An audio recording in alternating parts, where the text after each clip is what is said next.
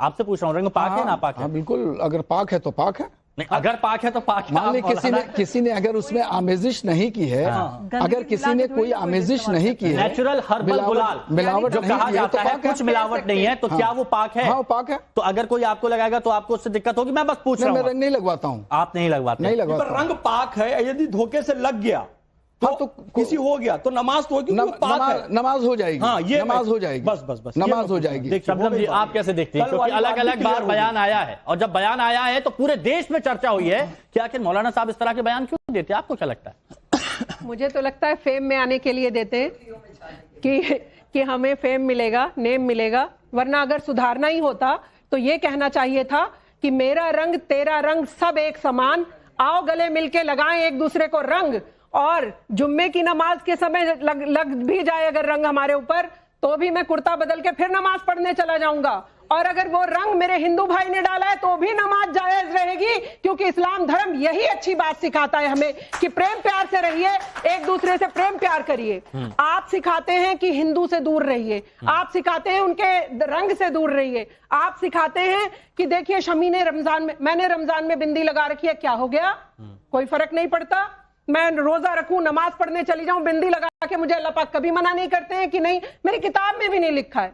मुसलमान किस चीज पर चलता है? कुरान शरीफ पर चलता है। कुरान शरीफ में ऐसा कुछ लिखा ही नहीं है जो ये प्रोजेक्ट करते हैं। इनका सिर्फ एक ही एजेंडा है, इस तरह से पेश करो हम फेमस हो जाएं, इस्लाम धर्म का चाहे कोई बुरा मानने लग जाए। आज आपने इस्लाम धर्म को ऐसे कट्टरपंथीवादी बना दिया है कि हिंदू भाई डर रहे हैं, मुसलमान को बराबर में खड़ा करने से डर रहे हैं कि भाई खड़ा हो गया, कहीं मेरी गर्दन पे चाकू ना मार दे, कहीं इसके मन में कोई मैल ना हो, कहीं ये मेरे रंग से ना डर जाए।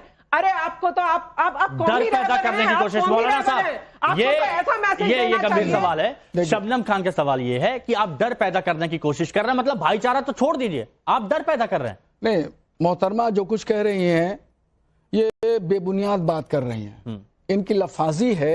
बताइए क्या बुनियाद कर रही है? पहले सुन लेते हैं। और बिल्कुल गलत बात कर रही है। इस्लाम की बात मैं करता हूँ, इस्लाम की बात करता हूँ, इस्लाम के उसूलों की बात करता हूँ। यहाँ मैं किसी को डराने धमकाने की बात नहीं करता हूँ। खुदा गवाह है, मैं कसम खा के कहता हूँ कि मेरी पॉपुलरिटी या टीवी पे आना या वीडियो खिंचवाना ये मेरी कोई मंशा नहीं है। झूठ मत बोलिए, गलत बयानी समझ लीजिए, और इस्लाम की गलत तस्वीर मत पेश करिए। इस्लाम की तस्वीर गलत पेश मत करिए मोहतरमा, इस्लाम की गलत तस्वीर मत पेश करिए, इस्लाम के उसूलों की धज्जियां मत उड़ाइए। इस्लाम के उसूल अपनी जगह कायम है, कायम रहेंगे। आपके कहने से इस्लाम के उसूल खत्म नहीं हो सकते। इस्लाम के उसूल अपनी जगह हैं, वो अटल हो सकते हैं, वो नहीं खत्म हो सकते। जमीन एक तरफ हो सकती है, आसमान एक तरफ हो सकता है, इस्लाम का वसूल खत्म नहीं हो सकता, इस्लाम का वसूल खत्म नहीं हो सकता, इस्लाम खत्म नहीं हो सकता। इस्लाम अपनी जगह कायम रहेगा, उसके वसूल प्लीज मौलाना शबनम जी, देखिए सबसे आसानी से, देखिए सभी लोग एक एक करके बात रखेंगे, जनता सुनेंगे। इन्होंने कहा, इन्होंने आपसे कहा, सुनिए ना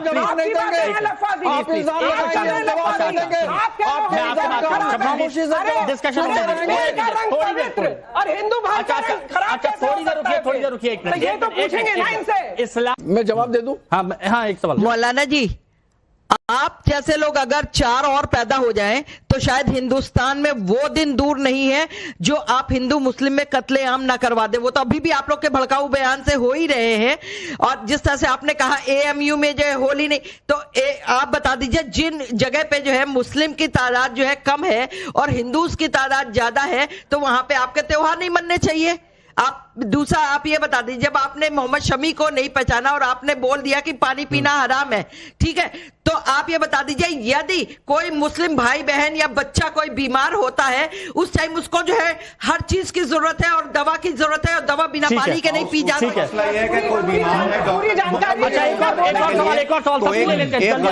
मेरा मौलाना जी से एक सवाल और, मेरा मौलाना जी से ये क्वेश्चन है, ये क्वेश्चन है कि अगर धर्म और देश की बात आ जाए तो पहले किसको प्रायोरिटी दी जाए? आपका नाम क्या है? दिनेश त्यागी। बताइए। तो धर्म और देश में, अब शमी का उधर देश का मामला है और इनका अपना धर्म का कहते हैं, तो इसमें से किसको प्रायोरिटी दी जाए? वो रोजे रखें ना रखें? अब तो पता लग गया ना शमी जी कौन है। ठीक है, आप बताइए।